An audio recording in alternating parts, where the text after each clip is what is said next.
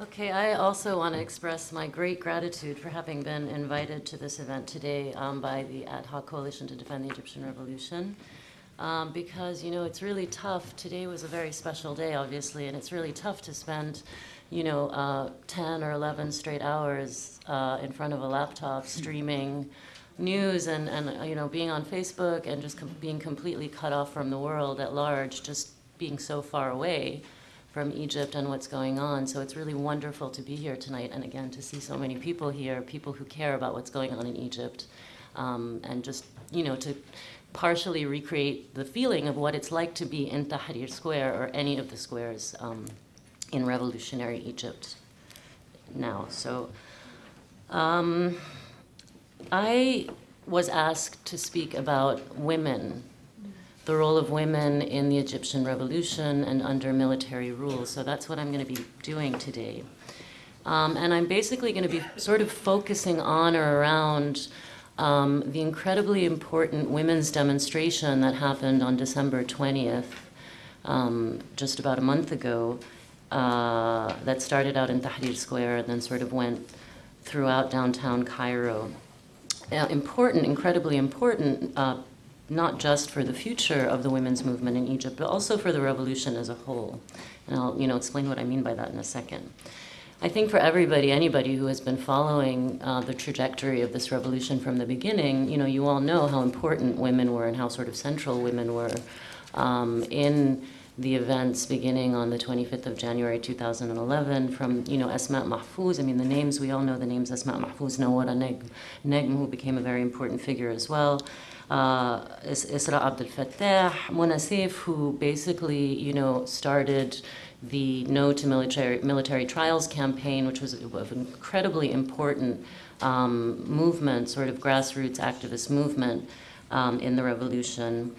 And, the hundreds of young women who have been working consistently, young activists who have been working consistently with the major revolutionary groups like April 6 and Youth for Freedom and Justice, not the same thing as, the Brotherhood's political party at all. So, so one of the things that was incredibly amazing to me, just watching this revolution unfold from the very beginning, was just to see women out there on the street just yelling their heads off and sort of braving the batons and the tear gas of, heavily armed security forces. And so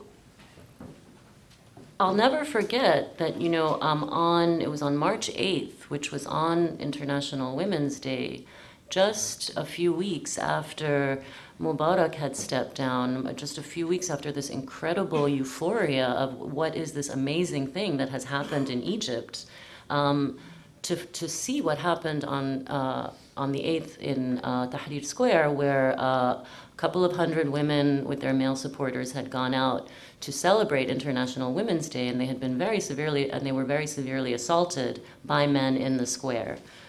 Sort of unknown men, civilians, kids who were hanging around, thugs, no one really knows. But the point was that they were, verbally assaulted, they were manhandled, and basically forced to leave the square. And so for me at that moment, and I'm sure for, many other people who have actually happened to notice this or see what had happened, this was a moment of sheer, disappointment isn't even really a word, but it was in a sense for me, there was this feeling that, did a revolution actually happen? How can a revolution do this to its women, to the women who are out there on the streets in the front ranks of, the people who were braving bullets and tear gas and batons and so forth? Now, there's a problem here. Historically, there has been a problem, at least over the last 30 years, there has been a problem when it comes to this issue of feminism and women's movements in Egypt, because, it's sort of like women in Egypt, feminists in Egypt, have been stuck between a rock and a hard place, which is sort of the increasingly conservative and deliberately manipulated sort of increasing conservatism of Egyptian society over the last 30 years by the Mubarak regime, on the one hand, and then this kind of state-sponsored feminism, which was brought to you by Suzanne Mubarak, right? So, yeah, exactly. And so between these two poles, there was very little space for women to be able to breathe and move and to sort of create or recreate a real feminist movement in Egypt, an independent feminist movement in Egypt, right? So, and an example, just to sort of give you a particularly egregious and really disgusting example of what I'm talking about when I talk about this sort of, mainstream conservative social ideology that really wants to keep women in their place. Very recently, on the 14th of January, and again, this is related to the women's demonstration that I'm going to talk about in a second, the spokeswoman for the Muslim Brotherhood, her name is Manela Abul Hassan, came out on TV and basically said, this demonstration that happened on the 20th, it should never have happened because women have no right to go out and protest on the street. They should leave that to their husbands and their brothers and their fathers, right? So on the other hand, you had the National Women's Council that had been created by Suzanne Mubarak, I forget exactly when, I think it was sometime in the early 2000s, that was an organ of, sort of state-imposed legislation that wasn't even really, it wasn't even, for example, some of the family laws that were reformed by this council actually, were only ever bore fruit because of pressure from the street, because of women's movements on the street that kept pushing this council to do any kind of real work.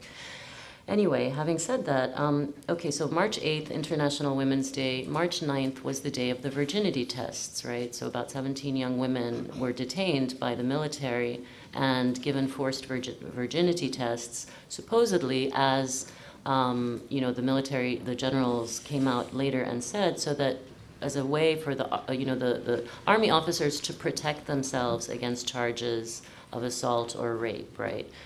Which means that if these women weren't virgins, then there would be no question of either assault or rape on the part of the officers, right? So this was on March 9th. Samira Ibrahim, of course, is the incredibly courageous young woman who, in spite of the various social constrictions and the kind of society of shame, the culture of shame that exists around issues like this, insisted that she was going to go public and that she was going to get her damn rights from the SCAF, no matter what. And she raised she took basically the generals, the officers involved to court, and on December 27th, just a week after this women's demonstration, the ruling came out. It was a huge victory. The ruling came out that these tests were from now on banned. It's no longer legal in Egypt to perform virginity tests by force on young women, right? Okay, so again, right after International Women's Day, I was really shocked to discover that, something that had really upset me so much, most of my colleagues and comrades in Egypt hadn't even heard about it and didn't even really care, right? It wasn't an issue for them so much because the issue was the revolution. It wasn't, a couple of dozen women in Tahrir Square who got harassed, right? That's not the big deal right now.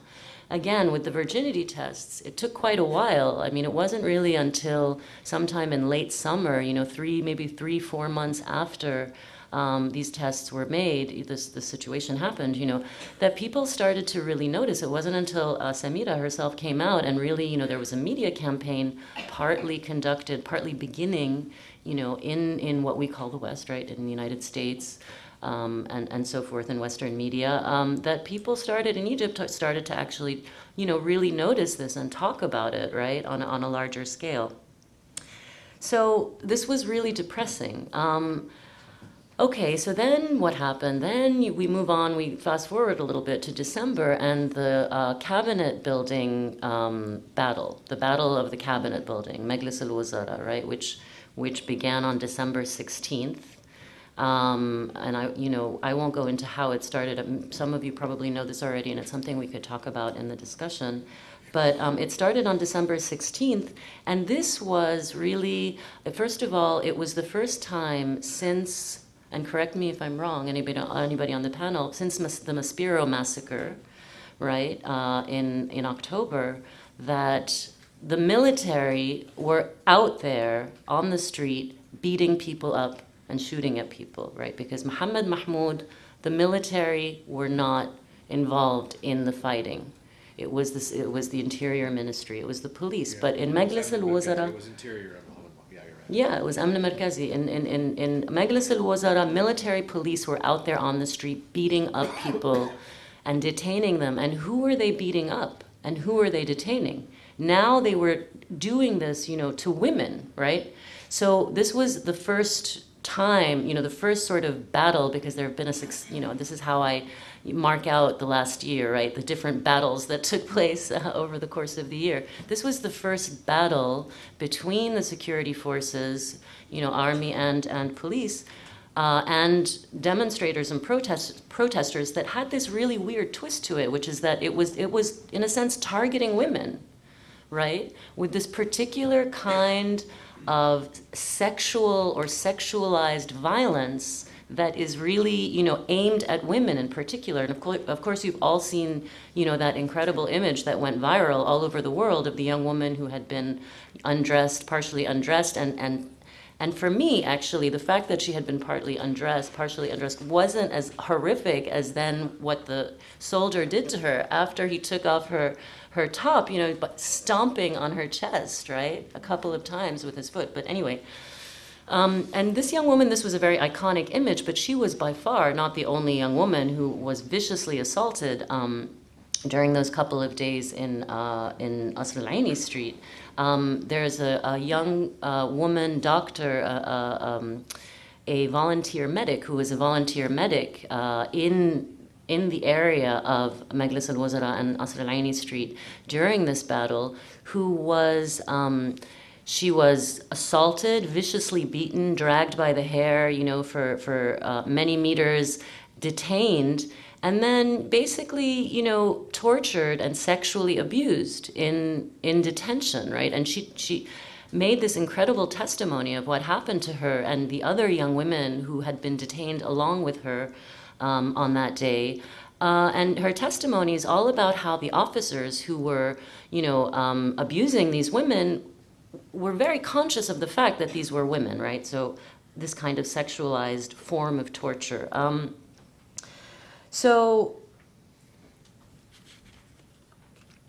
Okay, so now, the really interesting thing is this demonstration. Basically, Majlis al-Wazara, the events of Majlis al-Wazara went from December 16th to December 20th. What happened on December 20th? It was the women's demonstration.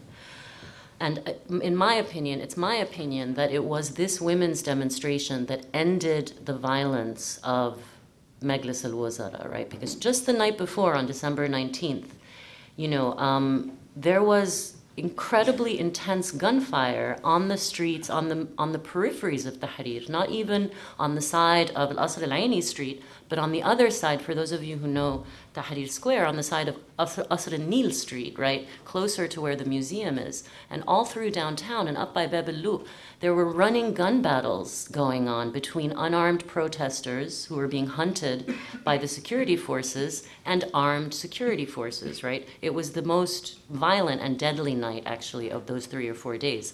The next day, it stopped, right? So there was the women's demonstration during the day, and then that evening it was over. And I really see a connection between these two events.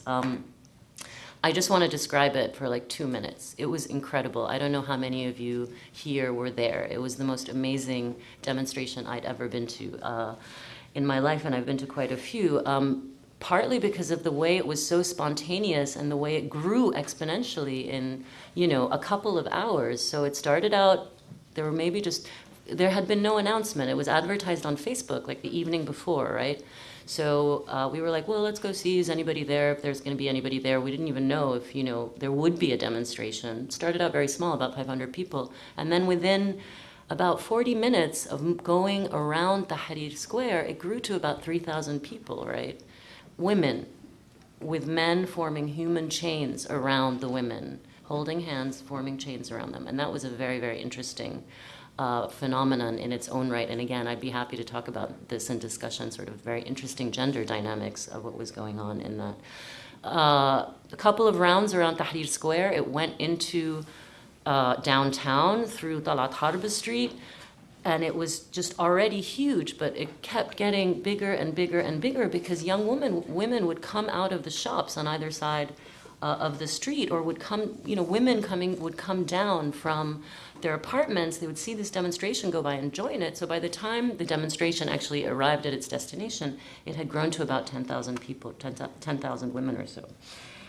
The discourse was really, really interesting as well, right? It was a demonstration against, of course, the SCAF. All of the chants were against SCAF. But it was also primarily against the Muslim Brothers, right? These women were all classes, all ages, muhaggabat and not muhaggabat, women who were completely westernized, women who were covered from head to foot. But this demonstration was a demonstration against SCAF and against what people call the men of Hizbul Kanaba, right, the couch party, right, or the couch party. And the language that was used in the chants was directed specifically against the Muslim Brothers and people, the stay-at-homes, the ones who had no sense that their honor had been eternally sort of, broken because they allowed their women to be abused like this. Again, this is part of this very interesting gender discourse. I'm going to finish up really quickly because I don't have much time. But I just want to say that this demonstration was really important because, as I said before, it ended the violence through some kind of magical talismanic situation. And because it gave women, it demonstrated to women their own power, right? Their ability to occupy public space and public discourse and to actually affect some kind of radical change. I had wanted to talk a little bit about the parliament, but perhaps we can leave that to the discussion. The fact that the parliament, there were only 8 women who were elected to this parliament, this so-called revolutionary parliament, right? And that is a really, bizarre and interesting disjunction between the actual power and presence of women on the streets and what's going on with this parliament. One could actually even argue that this is also reflected in the Islamic composition of the parliament, right? The parliament, it's almost 70% between the Muslim Brothers and the Salafis. Does this actually represent Egypt and the Egyptian street? I would argue that it does not at all. And then I just want to make one comment by saying that I actually disagree. I think that Egyptians, what happened today shows us that people are more than willing to come out onto the street, right, and to keep up this very intense street pressure against the enemies of the revolution. Okay, thank you very much.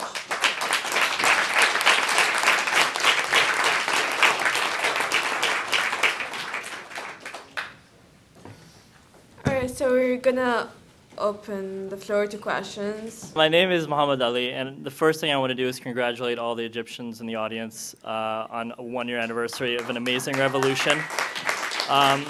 That I was on the edge of my seat, especially for the first few weeks, and I spent the summer of 2009 in Cairo, and it was probably my best trip ever.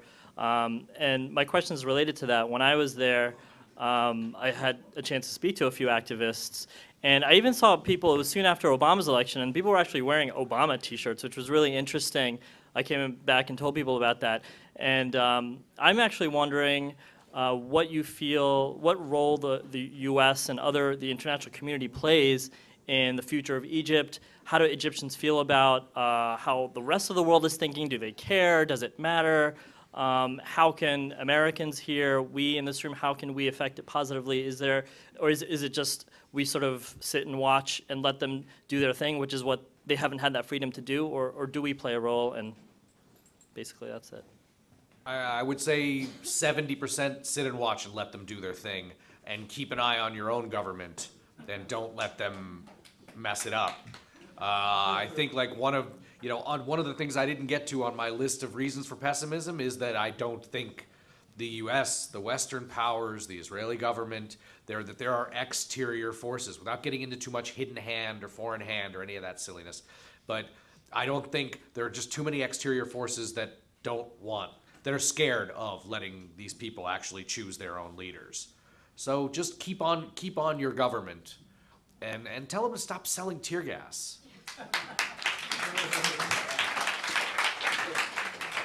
My name is Mohammed. I'm a graduate student at NYU University. I'm not going to follow the Egyptian way of asking questions, so I will start from a small comment that I think we believe we should bear in our mind while we are analyzing the dynamic of post-revolution era in Egypt, that it is a new democracy and it's still paving its way towards a consolidated democracy. So you're talking about, Ashraf, about, the Salafists, and they are very silly, for example, they do not want to have fun. I know a lot of Salafists, yes, that is really very open-minded person, and I think by time and by engaging in the public sphere, they will learn. The other thing that you talk about the women and why this small number in the revolutionary parliament, I want to ask you, when did the American women get enfranchised So I think it will take a lot of time, to consolidate the democracy in Egypt. So how do you think about this? We should wait and see. Thank you.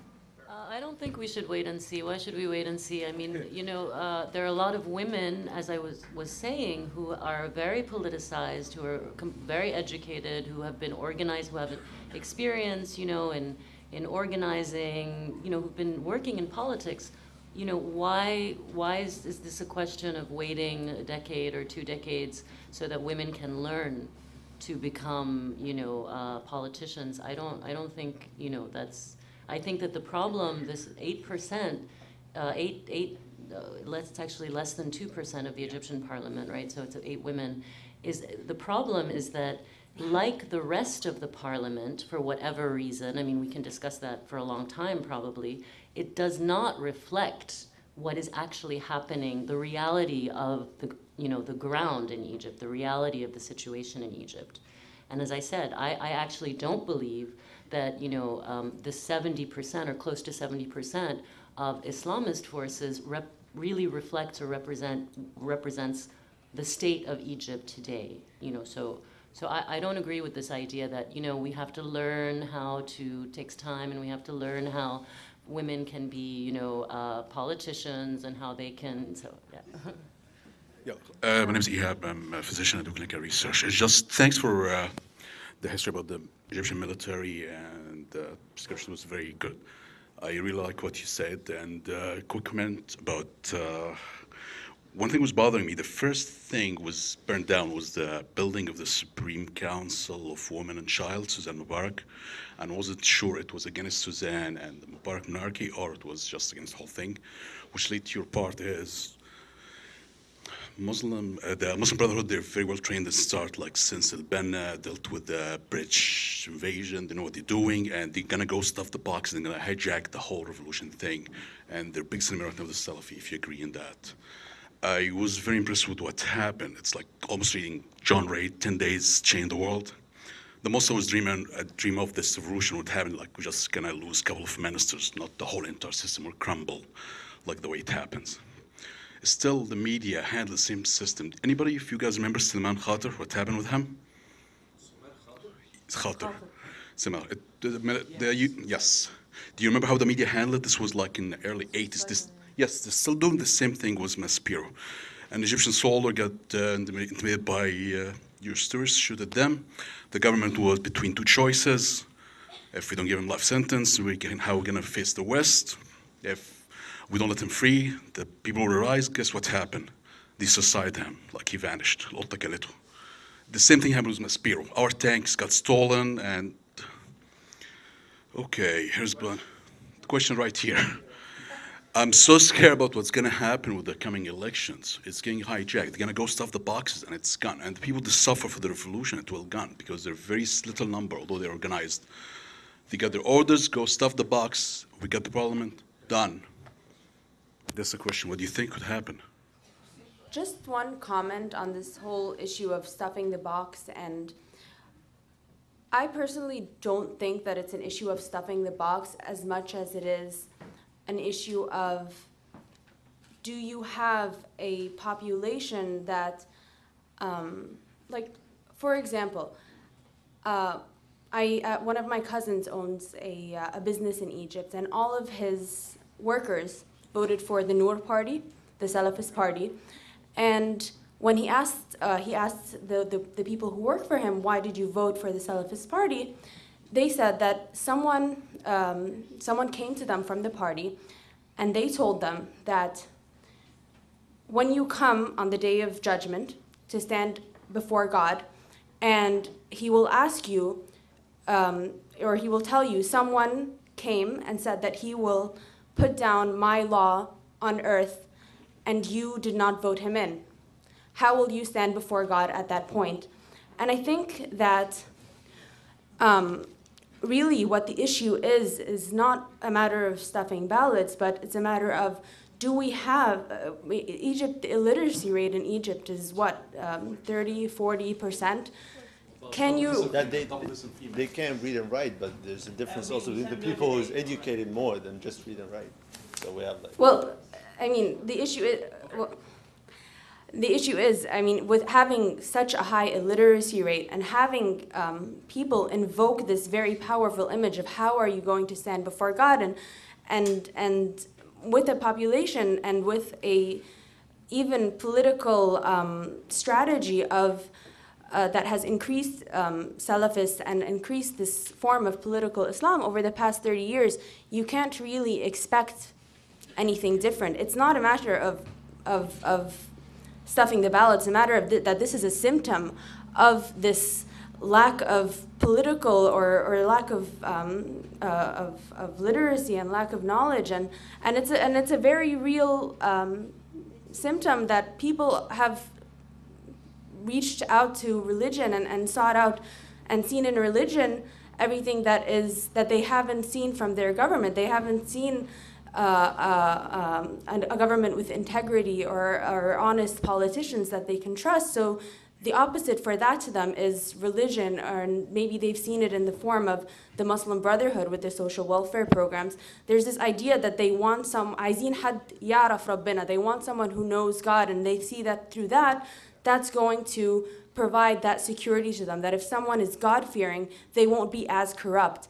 So I think it's really a matter of time, and it's a matter of really needing to put down social welfare programs that will educate people, that once you build a society that is, or a middle class that is comfortable economically and that has that education and the awareness to be able to make political judgments, it's just a matter of time, but it's a question of whether we're going to have those social welfare programs and that foundation put forth in the next coming years.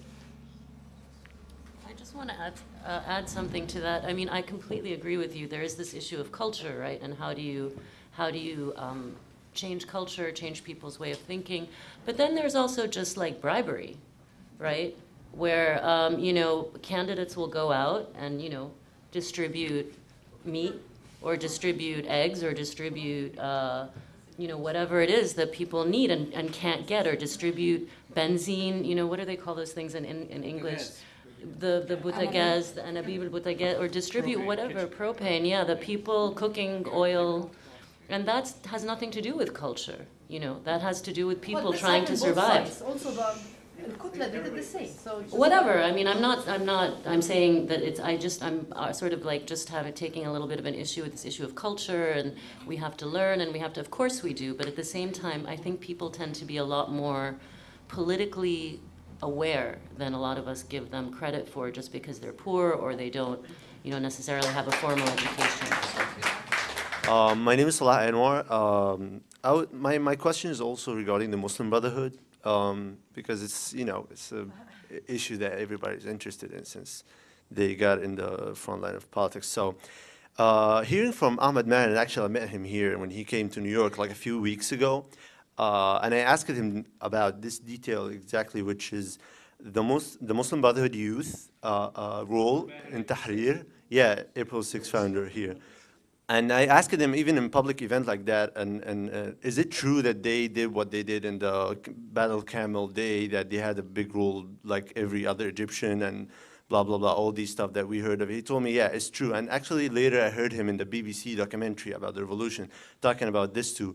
The thing is, I found him very like contradicted, if it's right, about how the leadership of the Muslim Brotherhood is taking action in certain stuff, and their youth is taking another course. Even I heard of from Hussam al-Hamalawi Arabawi in a video on YouTube about their performance in the cabinet, in the Majlis al-Wazara events, and it was very recent thing, even like during the elections.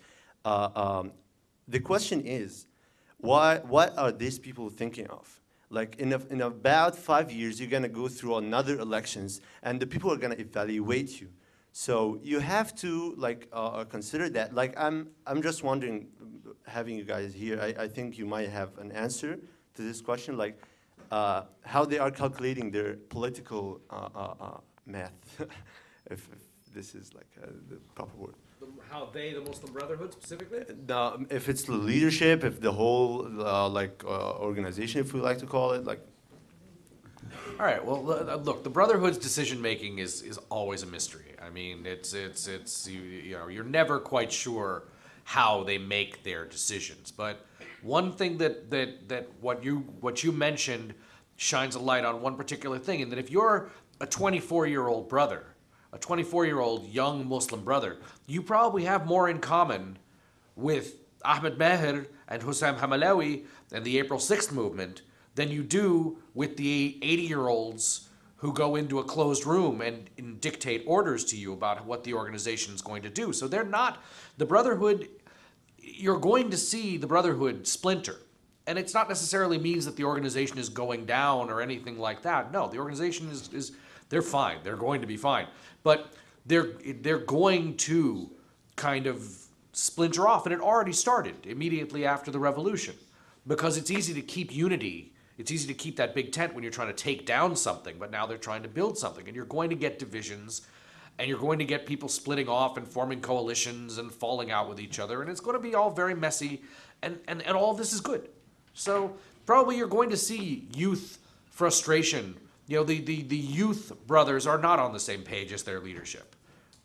You know, and that's fine. And that, you know, we'll see that going forward. I think there was a lot of cases where the Muslim Brotherhood Central, the Majlis al-Irshad, the Guidance Council, said don't participate in this protest, but they knew they couldn't really order their young people to not go fight with their friends.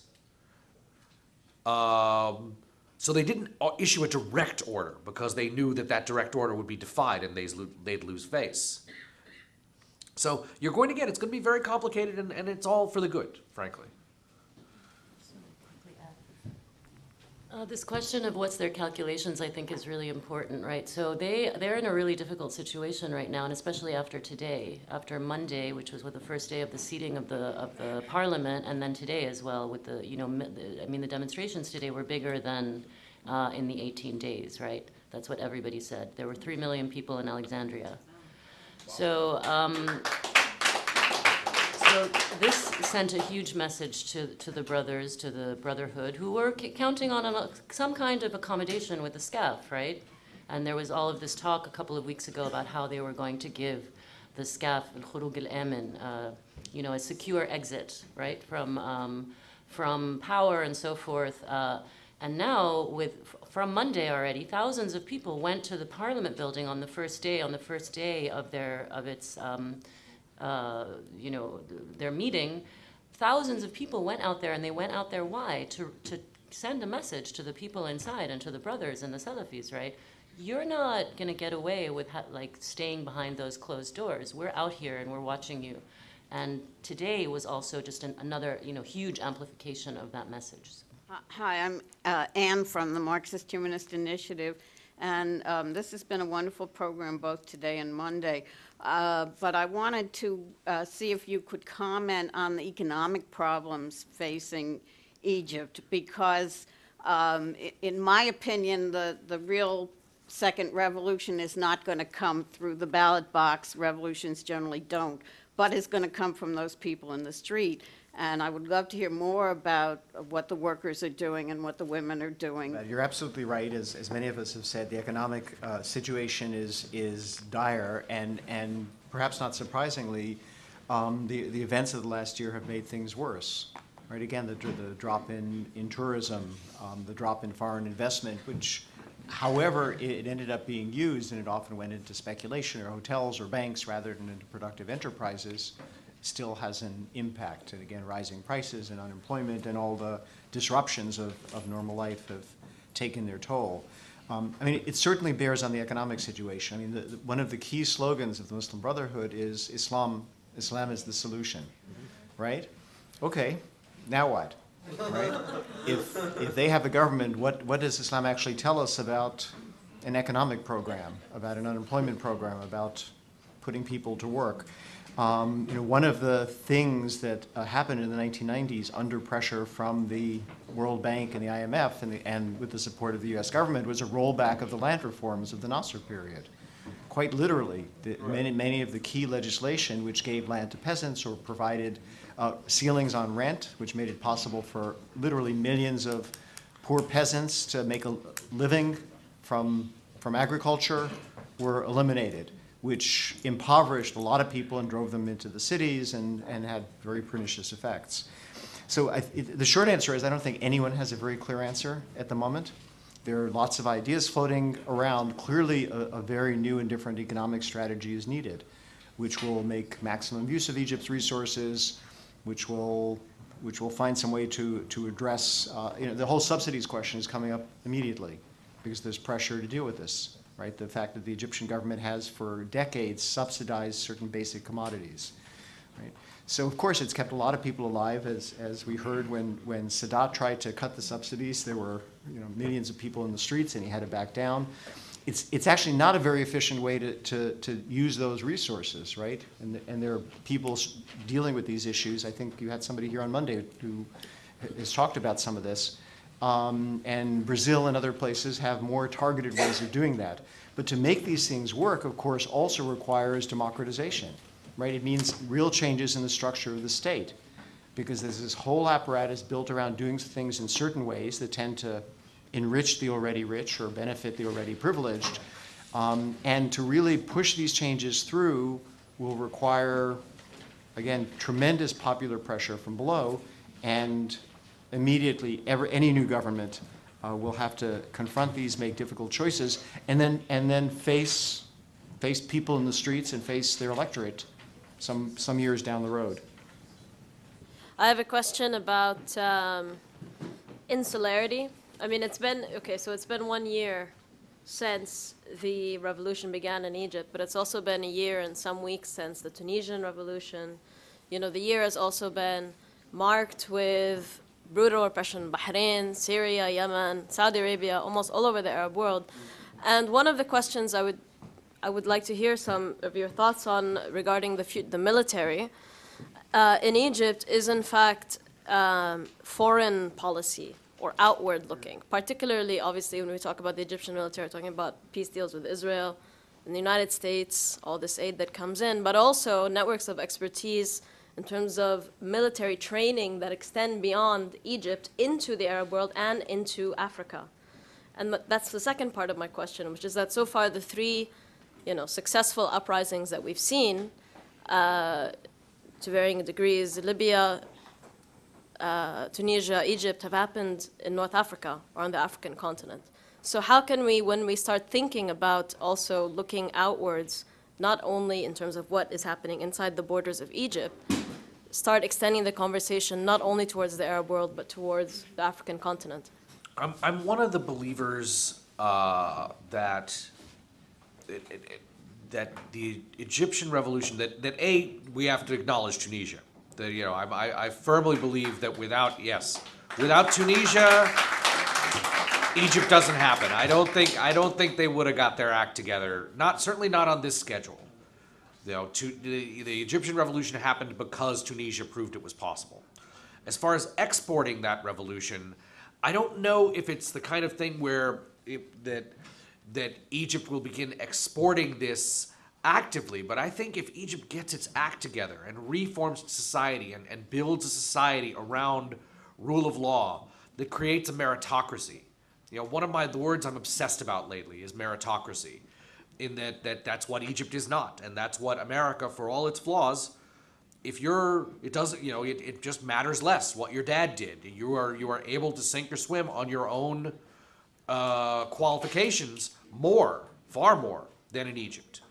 And if Egypt succeeds in remaking itself into a place with trusted national institutions, with something approaching a meritocracy, then that could drag the rest of the Middle East forward, and maybe Africa. I mean, Egyptians don't really think about Africa, to tell you the truth. They barely regard themselves as African, for better or worse. That's just how they are.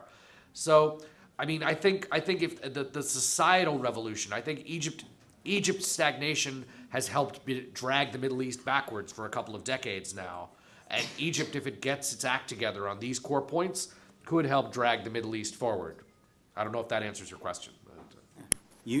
Professor, you mentioned, among other countries, Brazil, and it strikes me that Egypt is actually at an inflection point similar to where Brazil was about 30 years ago, when large parts of the economy were under the military control, and then there was a transition period. My question is, given that the Muslim Brotherhood are now professing to be akin to the Turkish AKP, whether a confrontation between the parliament and the military is inevitable, and on what timescale? I'm not sure I'm particularly qualified to answer the question, but yes, there will certainly be tensions, let's put it that way. There's certainly a possibility that a deal will be cut of some sort, leaving the military to its domains, to its wealth, to its control of the budget and the military aid and so on. And some say in, of course, security and foreign policy, right? Whether on the Turkish model, right? We had in Turkey until recently a National Security Council, right? In which the prime minister sat, but also the commanders of the armed forces. And that severely constrained the government. One of the achievements of the current government is to have basically eliminated the military from that kind of policy-making role. But it took a very long struggle, right? The Turkish model is a very complicated one, of course, right? It's a fantasy for a lot of people, because here you have a country, it's fairly prosperous, democratic in some sense, but of course the ruling party in Turkey has been busy arresting journalists and anyone they deem to be in the opposition.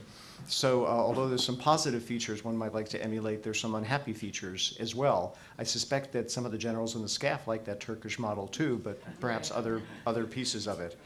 So there may well be confrontations ahead. I will hope there be confrontations ahead, because any serious parliament will want to act like a parliament.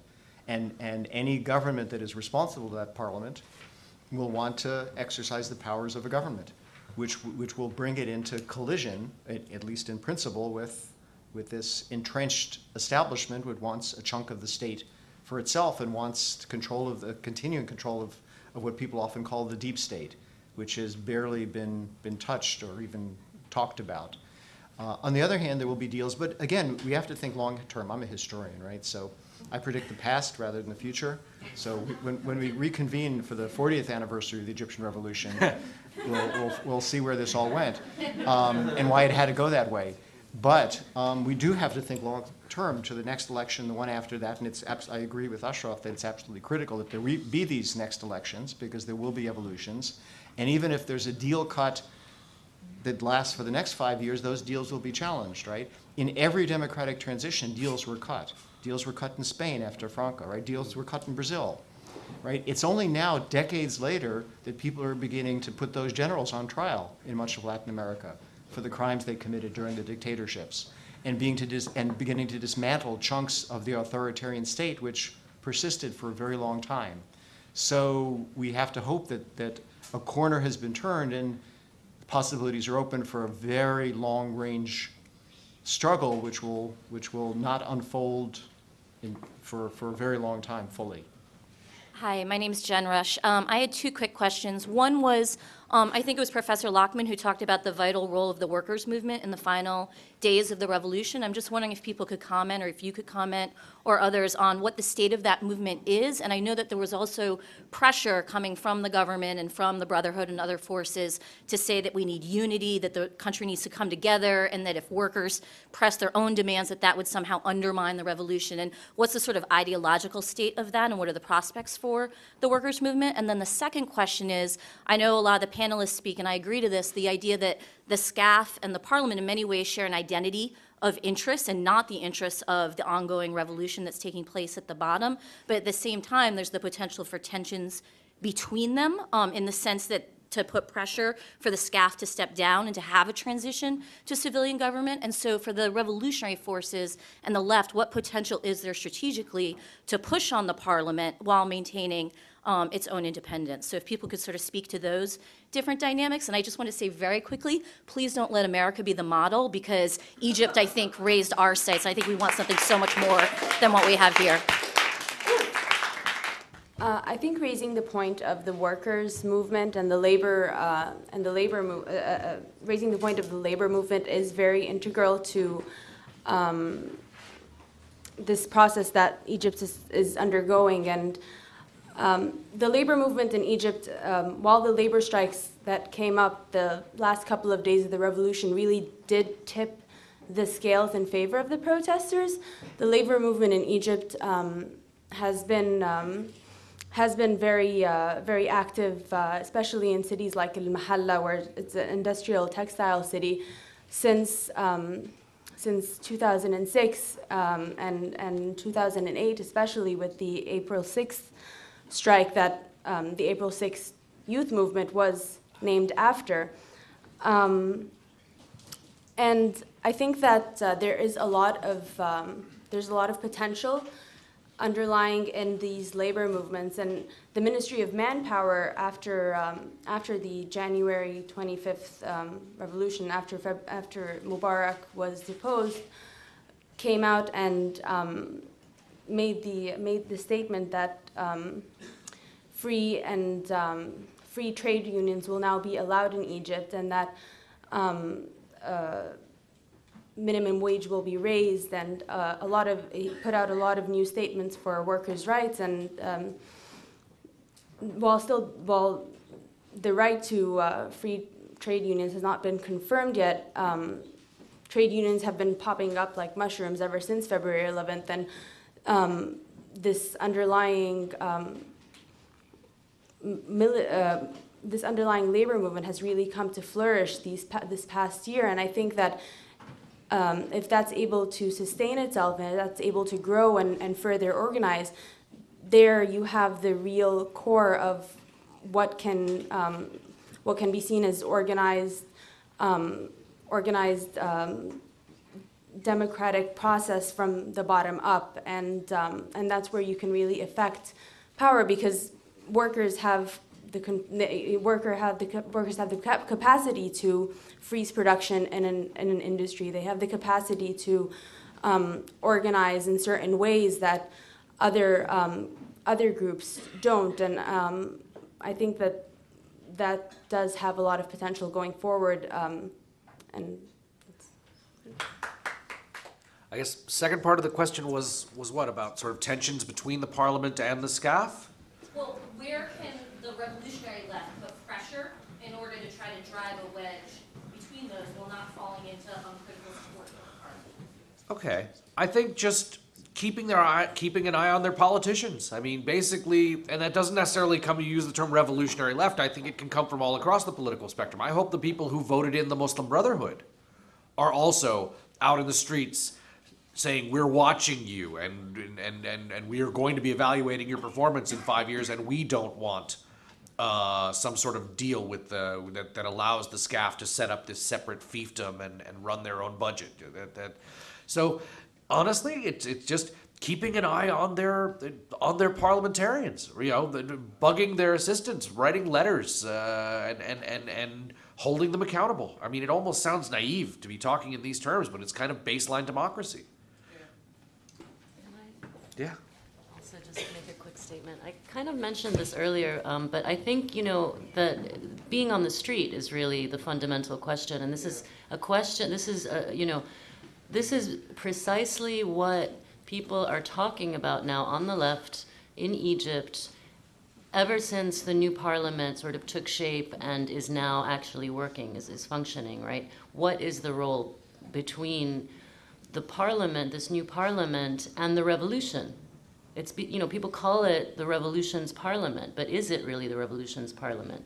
And so the way that people are trying to negotiate this relationship is by thinking about what the role of street action and, you know, massive street presence is in democracy. And this is really, you know, amazing, because this is a new articulation of democracy, right? A new way of thinking about democracy, not on the American model, right? So. Could I just add something? I think that having the Muslim Brotherhood, and the Salafis at the forefront in this position where they can be scrutinized in a way that they haven't been before is something that will really promote that kind of, will promote them to keep up to their promises and to try to gain the people's trust. And at the same time, it's going to allow for people to vote in other different kinds of groups if the Muslim Brotherhood and the Salafis and whatever groups are in parliament do not own up to their promises. The Muslim Brotherhood has functioned very successfully these past decades as a force outside of the government, and through these social welfare and through these briberies that Sameh mentioned. And now that they're in the position of being in the forefront, they're kind of now in the way that the ESCAF is now in the forefront and of matters, and people see really where their interests lie and what they really are trying to accomplish. Their views have changed towards the ESCAF, and depending on how the Muslim Brotherhood or however the other groups in parliament act and implement different policies, the people will react to and whatever policies they put forth, and they will scrutinize them, essentially.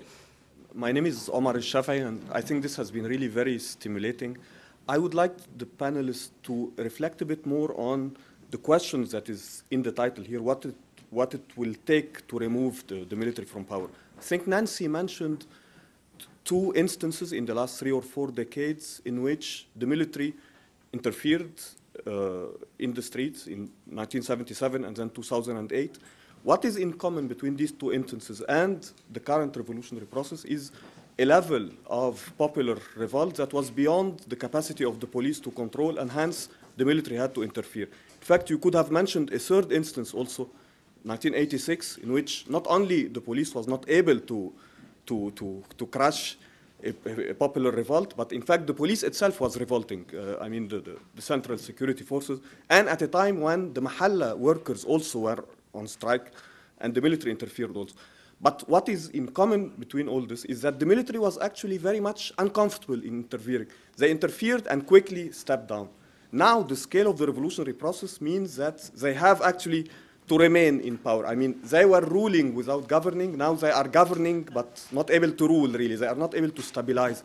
And I think this gives us a clue to why SCAF is particularly consolidating and deepening things like women's oppression, Coptic oppression in Egypt today, both real oppression but also symbolically, as we've seen with the virginity test, for instance. I think they are conscious that to really deepen horizontal divisions in society, vertical divisions, I mean, in societies between Muslims, Copts, men and women, is one way of marginalizing the class divisions which are stimulating this process. And so the question, as Professor Lockman is the co-author of one of the best books on, I think the best book on the history of the labor movement in Egypt, what is the potential really for the labor movement to present a vision that can really link social grievances to a whole vision hostile to all forms of oppression in society? Because I think this would be a clue really to a victory for this revolution. Well, on one of the panels on Monday, my name is Sarab Shishakli, on one of the panels on Monday that were held here, in a lead up to this event, one of the panelists said, the dictator has fallen, but the dictatorship still stands. As we talk about the title of this panel, which is what will it take to remove it, when we look at the Arab world and we look at any sort of attempt to remove institutions of power, especially military institutions of power, it goes to a militarized revolution. So we see this in Syria today. From day one, we saw that bullets and guns were used against the revolutionaries and the people in the street, etc. That's obviously not the case yet in Egypt. And the question to you is, what is the likelihood that that could escalate in Egypt once the true institutions of power are really threatened? So that's the question. Confrontation with the army? Similar to what we see in other places like Syria, even Yemen to a certain degree as well. There's been speculation about the president, upon being elected, dismissing the parliament and asking for re-elections on the grounds that this parliament's primary purpose was to write the Constitution. How likely do you think this is, and would you support such action? I know there was some debate over whether this parliament is reflective of the Egyptian people or not. Perhaps it is, but only because they want Islam to be linked to the Constitution in one way or another. You have Egypt and several other countries going through their own Arab Spring. Do you think that in the future, as we put together a government that's representative of the people, that the Arab countries could start looking at each other for what progress they've made, truly come together, where we can think of an Arab League that's actually functional, or where we actually, there's a little bit more cooperation? Are we gonna be outwardly looking to see what happens in Tunisia, what successes are there, borrow something that works there and apply it in Egypt? Is there any hope of that? Just going through my list here of what I think the questions are. What will it take to remove the military from power? I don't think they want to keep the power, is the thing. I think they want the perks. They want a fiefdom, and they don't want to, I think the last thing they want to do is pave the schools or pave the roads and run the schools and balance the budget. I think they hate this. You know, I think they're completely miserable and they're bad at it, and they know that. They just want a fiefdom. They don't want to submit to civilian oversight. And as Professor Lockman said, in Turkey, it took decades to change that dynamic. And it took the AJP? AKP. AKP, sorry, I'm a little brain dead right now. It took AKP winning multiple successive elections with a massive mandate and proving that they were popular enough to take down the generals. So if that kind of deal gets cut in Egypt, it might take that long, and it might take someone sort of proving that they've got the popularity and having the willingness to take on the generals. But I don't think they want to keep power. Chance of physical conflict with the army? God, I hope not. I mean, I don't know. Because, I mean, a popular uprising can overwhelm a police force. I don't know that a popular uprising can defeat an army that is willing to use its weapons against people. I mean, the only thing that's been proven to defeat an army is another army or a 15-year guerrilla war. And I don't want either of those. Chance of the parliament being bombed post-Constitution? I've heard that rumor too. I doubt it. I don't think that. I think this parliament is here to stay for 5 years. And the Arab League, I love that question. I hope, one of my dreams is that the Arab League becomes an actual useful organization out of all these Arab Springs, and that frankly its membership becomes where the post-revolutionary states outnumber the pre-revolutionary states. Then we could really have some fun, and then that organization could actually become something useful, because they're completely pointless. I know, they have a point. They're to serve the... Yeah, they have a point, and it is evil. I'll be very brief. I agree with Ashraf. I don't think the military want to govern, right? I don't think the generals want to govern. They're not good at it. We've seen their incompetence in action, right? They can do some very nasty things. They can hurt people. They can do horrific things. But governing, they have no strength, no ability to do, and I think no desire. They want to have their position, and they would like to make sure that many of the structures of the old regime remain in place because it serves their interests. So the struggle will be, I think, not so much to dislodge a formally institutionalized SCAF as to push a democratic transition such that the state can be remade in a democratic way and society can be remade in ways that serve the interests of the vast majority of Egyptians. And the commanders of the military will stand in the way of that, and their allies across the apparatus. right? And they hope to continue to exercise their influence by people whom come from the old regime or think like the old regime.